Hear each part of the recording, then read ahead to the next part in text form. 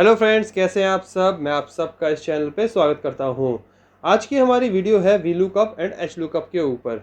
तो देखते हैं किस तरह से इन फॉर्मूलाज की हेल्प से हमारा एक्सेल में काम आसान होता है। आगे बढ़ने से पहले अगर आप हमारे चैनल पे नए हैं तो चैनल को लाइक करिए, सब्सक्राइब करें और वीडियोज़ को शेयर करें और बेल आइकन को जरूर दबाएँ ताकि नई वीडियोज़ आपको जल्द से जल्द मिले। तो देखते हैं VLOOKUP एंड HLOOKUP को। VLOOKUP और HLOOKUP समझने के लिए हमें जाना पड़ेगा शीट नंबर 2 पे। शीट नंबर 2 पे मैंने कुछ डाटा ले रखा है जिसमें ऑर्डर आईडी है, नेम ऑफ कस्टमर है, प्रोडक्ट है और उसकी क्वांटिटी है। ठीक है, बहुत सिंपल डाटा है। अब मुझे निकालना है कि मैं यहाँ ऑर्डर आईडी लिखूँ और प्रोडक्ट उस ऑर्डर आईडी पे क्या बिका और उसकी कितनी क्वांटिटी बिकी वो यहाँ पे तुरंत आ जाए। तो उसके लिए मैं यहाँ पे ऑर्डर आईडी लिख देता हूँ कुछ भी। ऑर्डर आईडी हमारी स्टार्ट हो रही है 101 से और कंट्रोल एंड करके देखते हैं 530 तक है। ठीक है, तो इसके बीच का मैं कोई सी भी ऑर्डर आईडी 145 लिख देता हूँ। ठीक है, अब मुझे यहाँ पे चाहिए कि इस 145 ऑर्डर आईडी पे क्या प्रोडक्ट बिका। उसके लिए हम लगाएंगे फॉर्मूला VLOOKUP। सबसे पहले मैं बता दूँ VLOOKUP होता क्या है। वर्टिकली लुकअप, ये वर्टिकली लगता है। अगर हमारा डाटा ये जैसे हमारा डाटा वर्टिकली अवेलेबल है तो हम VLOOKUP लगाते हैं। अगर ये डाटा हॉरिजॉन्टली अवेलेबल होता तो हम इसमें HLOOKUP लगाते हैं, जो कि हॉरिजॉन्टली फाइंड करता है हमारी बेस वैल्यू को। ठीक है, तो चलिए बढ़ते हैं फॉर्मूले की तरफ। लगाने के लिए करेंगे VLOOKUP। तो इसको हमने चूज़ करा। सबसे पहले पूछ रहे हैं लुकअप वैल्यू कि देखना क्या है। हमें ये देखनी है ऑर्डर आईडी। ठीक है, H2 लगाया हमने, कॉमा। फिर पूछ रहे टेबल एरे कहाँ देखनी है। टेबल एरे सेलेक्ट करने का कई सारे तरीके हैं। आप इस पूरे डाटा को सिलेक्ट कर लीजिए कंट्रोल ए करके, या यहाँ से ड्रैग करके रेंज करके इस तरह से भी सिलेक्ट कर सकते हैं। लेकिन मेरे को जो टेबल एरे सेलेक्ट करने का तरीका पसंद है वो ये है, मैं सीधा इसको यहाँ से यहाँ तक सारे कॉलम सेलेक्ट कर लेता हूँ।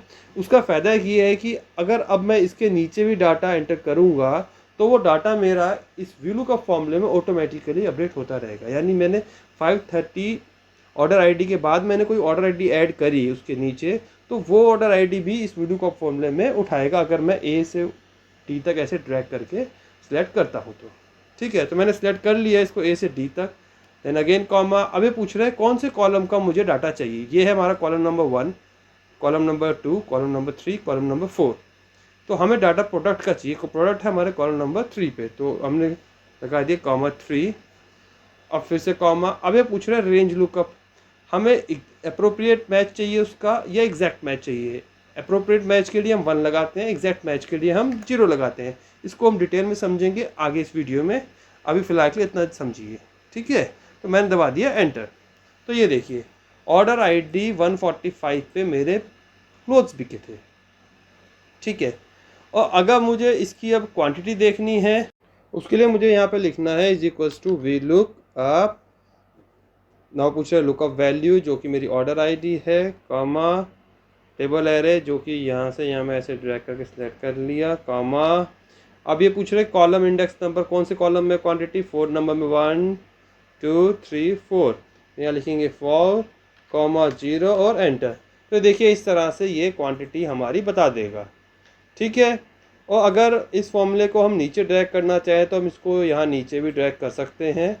अभी NA लिखा आ गया क्योंकि यहाँ पे हमने वैल्यूज़ नहीं डाली हैं। तो चलिए वैल्यूज़ डाल के देखते हैं। 178 149 एंड 351 एंड 428 एंड 463 एंड 459। तो देखिए इस तरह से हम फॉर्मूले को नीचे ड्रैग करते हैं तो वो सारा का सारा हमारा कॉपी हो जाता है।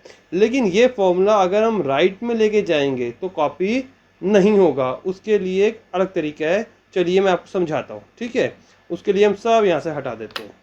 उसके लिए हम यहाँ पे एक कॉलम और एंटर कर देते हैं जो कि है नेम ऑफ कस्टमर। ठीक है, अब मैं चाहता हूँ कि यहाँ पे जैसे मैंने 145 आईडी नंबर लिखा, अब मुझे कस्टमर नाम भी आ जाए, प्रोडक्ट भी आ जाए और क्वांटिटी भी आ जाए लिखा हुआ। वो कैसे कि यहाँ एक फॉर्मूला लगाऊँ और बस उसको ड्रैग करके यहाँ कर दूँ। नीचे तो हम इस फॉर्मूले को ड्रैग कर सकते हैं, इजीली कॉपी हो जाएगा, कोई दिक्कत नहीं है। बट राइट में ड्रैग नहीं होगा। मैं करके दिखाता हूँ आपको।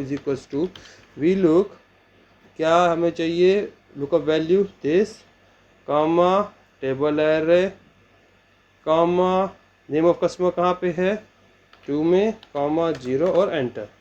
ठीक है, अब मैं इसको अगर राइट में ड्रैग करता हूँ तो ये देखिए, ये तो क्लोज आ गया, वेरी गुड, और 6 भी आ गया। अब आप सोच रहे होंगे मैंने तो कहा था कि ये फॉर्मूला राइट में कॉपी नहीं होता, तो ये राइट में कैसे लिखा आ गया क्लोज। तो मैं कहूँगा, मैं अभी भी सही कह रहा हूँ, ये फॉर्मूला राइट में कॉपी नहीं होता। इसका प्रूफ मैं आपको दिखाता हूँ।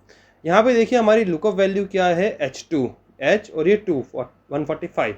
लेकिन यहाँ क्लोज में हमारी देखिए लुकअप वैल्यू क्या है, I2। ये देखिए, ये जो प्रोडक्ट आया है नेम ऑफ कस्टमर के बेस पे आया है।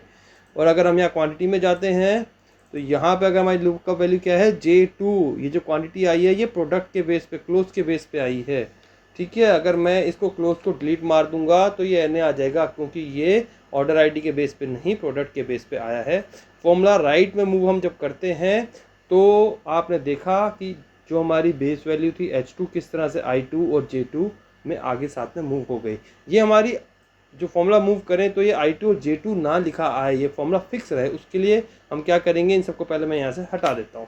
ठीक है, उसके लिए हम यहाँ पे साथ में वीलू के कॉलम का फॉर्मूला लगाएंगे। वो कैसे, कॉलम का फॉर्मूला बेसिकली आपको बता दूँ होता क्या है कि मैं आपको एग्जाम्पल के तौर पर दिखाता हूँ। Is equals to COLU MNS। अगर मुझे यहाँ के कॉलम नापने हैं तो बस मेरे को ये यूँ करके सिलेक्ट करना है और ये एंटर मारना है, तो 4 कॉलम है यहाँ पे, ये बता देगा। ठीक है, तो ये कॉलम का बेसिक फॉर्मूला होता है। तो वो फॉर्मूला हम वीलू कप के साथ कैसे लगाएंगे, और लगाने के बाद ताकि हमारा वीलू कप फॉर्मूला राइट में कॉपी हो जाए। देखिए, is equals to VLOOKUP, lookup value क्या है हमारी, ये H2।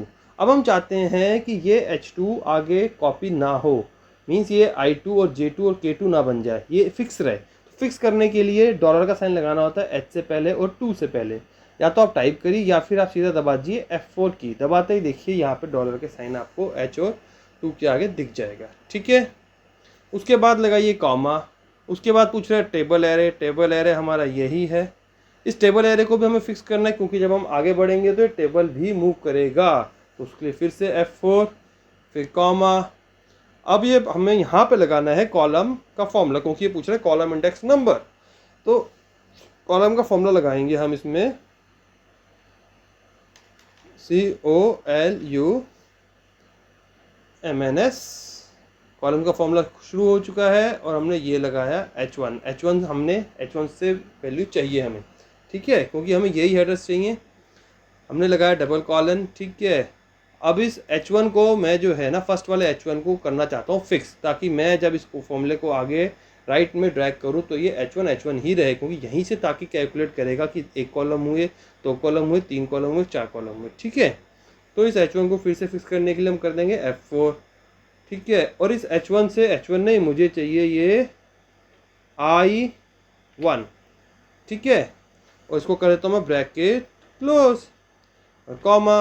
अभी वापस से पूछ रहे ट्रू वैल्यू या एग्जैक्ट मैच, तो मैं कर दूंगा 0, क्योंकि मुझे एग्जैक्ट चाहिए, और एंटर। ठीक है, मैंने शायद 0 के बाद ब्रैकेट नहीं लगाया, वो ब्रैकेट बोल रहा है लगा के। देखिए वीलू का फॉर्मूला में पूरा यही फॉर्मूला है, सिर्फ ब्रैकेट का हमें दे रहा है। We want to accept the correction, yes we want to accept, और ये हमारा आ गया उषा शॉपिंग। और अब मैं इसको अगर राइट में ड्रैग करता हूँ तो ये आएगा क्लोज और 29। बट अगर अब मैं क्लोज को डिलीट करता हूँ तो 29 डिलीट नहीं होगा, क्योंकि ये देखिए फॉर्मूले में ये H2 को ही इसने अपनी बेस वैल्यू बना के उठाया है।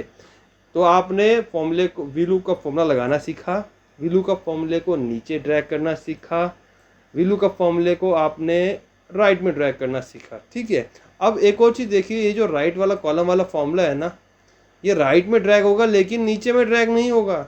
ये मैंने नीचे में ड्रैग करा तो ये नीचे में ड्रैग नहीं होगा। क्यों? क्योंकि इसमें हमने सारे के सारे वैल्यूज़ को फ्रीज कर रखा है ताकि वो राइट के लिए बन जाए। ठीक है, नीचे के लिए हमें वही नॉर्मल फॉर्मूला लगाना है और नीचे कॉपी कर देना है। ठीक है, अब मैं आपको समझाता हूँ। ये जो लास्ट में जैसे ये फॉर्मूला है, ये जो ट्रू वैल्यू रेंज लुकअप जो आ रहा है ना, ये ट्रू वैल्यू और फॉल्स वैल्यू ये क्या होता है, इसको समझने के लिए हम चलते हैं शीट नंबर 2 पे। ठीक है, यहाँ पे कुछ मैंने क्लास लिख रखी है और टाइमिंग्स लिख रखी हैं।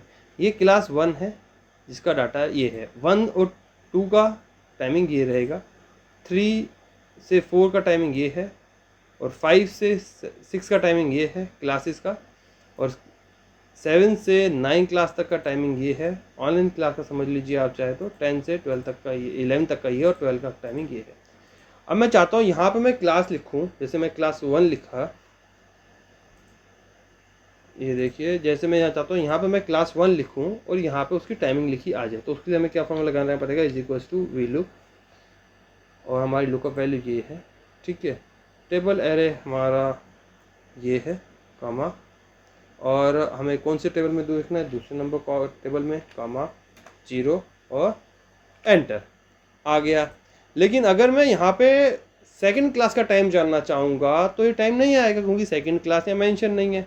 बट हमें पता है फर्स्ट और सेकंड का दोनों का टाइम ये है, तो उसके लिए हमें क्या करना पड़ेगा, फॉर्मूले में हल्का सा एडिट करना पड़ेगा। क्या एडिट करना पड़ेगा, यहाँ पे 0 की जगह पे अगर मैं 1 लिख दूंगा, 1 लिखते ही ये मेरे को अप्रोप्रिएट मैच दिखाएगा, ठीक है। ये देखिए अब इसे क्लास सेकंड वाले का टाइम भी 8 से 9 का दिखा रहा है।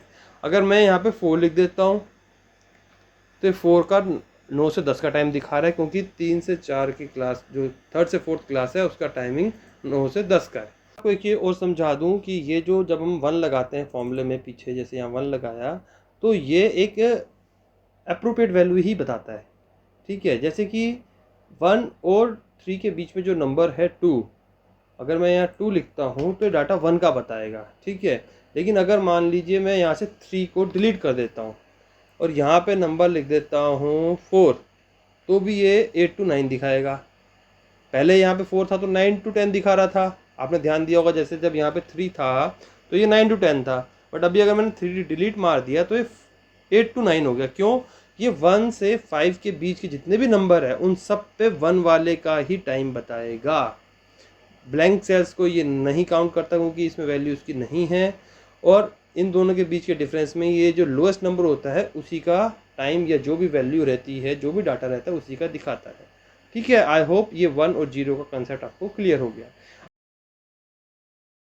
तो बढ़ते हैं एच लुकअप की तरह, हॉरिजॉन्टल लुकअप, ठीक है। शीट नंबर 2 पर हम वापस आ गए। देखिए यहाँ का जो डाटा है ना, इसको मैं कॉपी कर लेता हूँ। पहले तो कॉपी करने के लिए क्या, पहले हम देखते हैं डाटा है कहाँ तक। ये है डाटा 431 रो तक, तो कंट्रोल जी D431 शिफ्ट दबा के ये कर लिया मैंने, सारा डाटा सेलेक्ट और कॉपी, ठीक है। और इसको मैं एक ये नई शीट यहाँ पे हम इंसर्ट करते हैं, ठीक है, और यहाँ पे पेस्ट कर देते हैं। और यहाँ पे हम इस डाटा को पेस्ट के ऑप्शन में जाके यहाँ पे ट्रांसपोज कर देते हैं। ये देखिए ट्रांसपोज हो गया, और इसकी कॉलम उसको हम जो है ऑटो फिट कर देते हैं। ये देखिए अब ये सारा का सारा डाटा जो था हमारी 431 रोज तक का, सारा का सारा हॉरिजॉन्टली दिखा रहा है। ये देखिए ये देखिए ये देखिए ये देखिए ये देखिए ये देखिए सारा ये हॉरिजॉन्टली दिखा रहा है, ठीक है। अब हम इसमें वीलू का फॉर्मूला लगाएंगे, यही हम कॉपी कर लेते हैं चारों सेल्स पहले तो नीचे, कंट्रोल सी कंट्रोल वी। अब इसमें हम लगाएंगे एच लुकअप का फॉर्मूला, ठीक है। वहाँ हम लगाते थे वी लुकअप का फॉर्मूला, यहाँ एच लुकअप का लगाएंगे, क्योंकि डाटा हमारे पास यहाँ पे हॉरिजॉन्टली अवेलेबल है। अब ये हॉरिजॉन्टली ढूंढेगा वैल्यूज़ को, तो यहाँ पे हम लिख देते हैं 155 ऑर्डर आईडी। अब हमें कस्टमर का नेम चाहिए, तो is equals to H lookup. क्या वैल्यू देखनी है हमने, ये वाली, कहाँ पे देखनी है, ये इन रोज के अंदर, ठीक है। और अब देखिए यहाँ पे रो इंडेक्स नंबर पूछ रहे हैं, वहाँ क्या पूछ रहा था, कॉलम इंडेक्स नंबर। तो रो नंबर कौन सी पे है, 2 पे। क्या वैल्यू चाहिए, एग्जैक्ट चाहिए, और एंटर करा और आ गया। अब मैं आपको एक चीज़ बताता हूँ, वीलुकअप में हमारा फॉर्मूला अगर हमें नीचे ड्रैग करते हैं तो आराम से कॉपी होता था, राइट में ड्रैग करने के लिए हमें कॉलम के साथ लगाना पड़ता है। अब एच लुकअप में क्या है, अगर हम राइट में ड्रैग करेंगे तो ये आराम से हो जाएगा। बस यहाँ एंट्री नंबर डालनी है आपको, और आपके पास सारा डाटा है यहाँ पे, ये देखिए।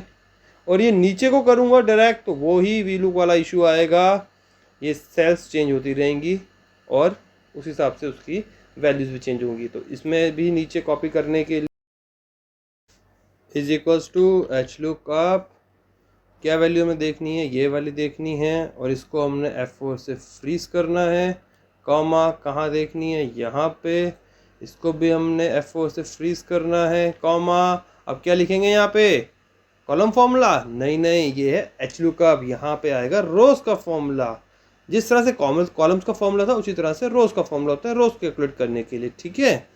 तो रोज का देखिए फॉर्मूला हम एंटर करेंगे, यहाँ से सिलेक्ट करा जैसे हमने पहले करा था, फिर कॉलम नंबर, और ये पहले वाले को हमने यहाँ पे आके फ्रीज करा, और ये A9 को हमने करा यहाँ से A10, क्योंकि हमने ये अभी फ़िलहाल 2 रो का देख रहे हैं, फर्स्ट और सेकंड का।